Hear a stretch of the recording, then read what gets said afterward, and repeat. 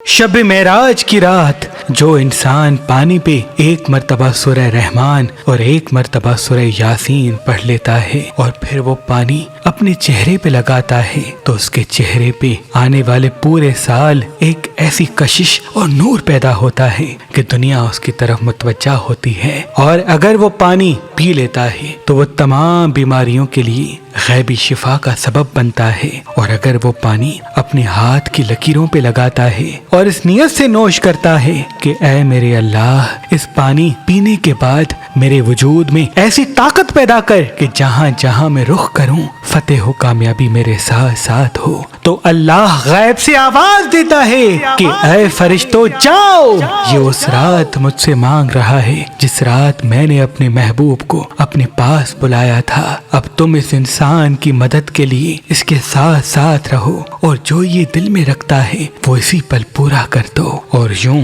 सूरह रहमान और सूरह यासीन पढ़ने वाला अपनी तमाम हाजतों को कबूल पाता है, तमाम परेशानियों से निजात पाता है और आने वाली पूरी जिंदगी खुशहाली और बरकत पाता है।